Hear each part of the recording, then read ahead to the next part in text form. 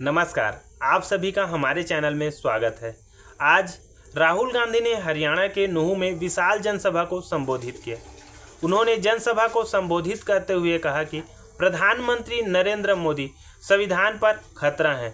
वे संविधान को मिटाने की दिशा में अनेक प्रयास कर रहे हैं। उन्होंने साफ शब्दों में कहा कि प्रधानमंत्री नरेंद्र मोदी गरीब मजदूर और किसानों के हित में काम नहीं करती, वे चंद पूंजीपति के हित पर काम करती है। 25 अरबपति में आप हैं तो आपके लिए सारे बैंक के दरवाजे खुले हैं। आप कुछ भी करते हैं तब आप पर कुछ कार्रवाई नहीं होगी।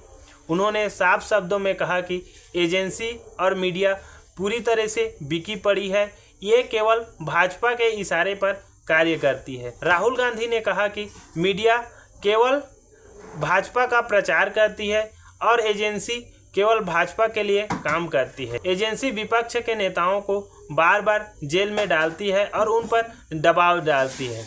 राहुल गांधी ने कहा कि ये विचारधारा की लड़ाई है। एक तरफ कांग्रेस पार्टी संविधान की रक्षा के लिए खड़ी है और दूसरी तरफ बीजेपी और आरएसएस संविधान के विपरीत दिशा में खड़े हैं। वे संविधान को मिटाने की दिशा में कार्य कर रहे हैं। यदि आप 25 अरबपति में हैं तो आपके करोड़ों रुपये माफ़ कर दिया जाएगा। आपके लिए सारे बैंक खुले हैं।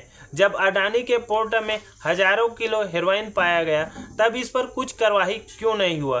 देखा जाए तो जब से देश आज़ाद हुआ है तब से पहली बार राहुल गांधी ने विपक्ष की भूमिका में रहते हुए देश के मुद्दे को सार्वजनिक रूप से रखा है। देखिए राहुल गांधी ने क्या कहा। मैंने भी इनकी गालियां खाई हैं, मैंने भी इनकी हिंसा देखी है और जैसे आप नहीं डरते हो वैसे मैं नहीं डरता हूं। आप मुझे शक्ति देते हो। कांग्रेस का जो कार्यकर्ता है, ये देखिए, ये हमारा चिन्ह है, ये कांग्रेस पार्टी का चिन्ह है। इसका मतलब डरो मत, अभय मुद्रा। हम किसी से नहीं डरते हैं। हमारे जो टाइगर हैं, मोहब्बत की दुकान वाले जो कार्यकर्ता हैं, जो मुझे यहां दिख रहे हैं, शेर और शेरनिया, हजारों किलो हेरोइन जो आपके बच्चों को दिया जाएगा, वो अदानी के मुद्रा पोर्ट में पकड़ा जाता है तो नरेंद्र मोदी कोई कार्रवाई नहीं करते। हमारे मीडिया के मित्र कहीं नहीं दिखाते। अदानी हरियाणा के बच्चों का भविष्य नष्ट कर रहा है, इस प्रदेश का भविष्य नष्ट कर रहा है।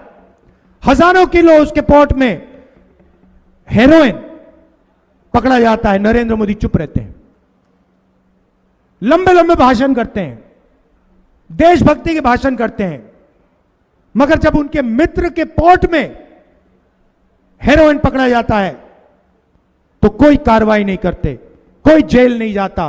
भाषण में नहीं बोलते कि हां मुद्रा पोर्ट में हजारों किलो हेरोइन पकड़ा गया है, मैं कार्रवाई कर रहा हूं, मैं जेल में डाल रहा हूं। यहां पुनिया जी खड़े हुए हैं, जिंदगी भर इन्होंने मेहनत की और आपने देखा हमारे पहलवानों के साथ बीजेपी ने क्या किया। देश के सामने बिना डरे उनका एक मेंबर बलात्कार कर रहा है, सेक्सुअल हरासमेंट कर रहा है, उनको कुछ लेना देना नहीं। वो भी संविधान पर आक्रमण है, क्योंकि संविधान कहता है कि इस देश में हर महिला की रक्षा होनी चाहिए। और जब नरेंद्र मोदी जी चुप रहते हैं, जब मणिपुर जलता है और नरेंद्र मोदी कुछ नहीं कहते, 1.5 साल हो गए वहां तक नहीं, वहां गए नहीं, तब नरेंद्र मोदी संविधान पर आक्रमण कर रहे हैं। जब कांग्रेस की सरकार होती है हम मीडिया पर दबाव नहीं डालते।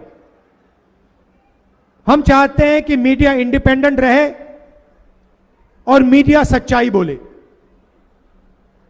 बीजेपी मीडिया पे दबाव डालते हैं, प्रेशर डालते हैं, मीडिया के लोगों को डराते हैं, संविधान पर आक्रमण करते हैं।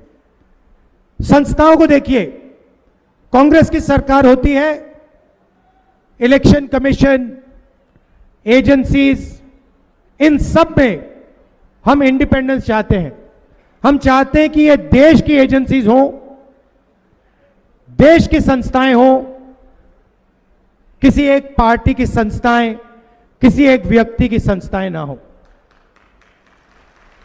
और जहां भी आप देखोगे एजेंसीज में आरएसएस अपने लोग डालते हैं, बीजेपी अपने लोग डालते हैं।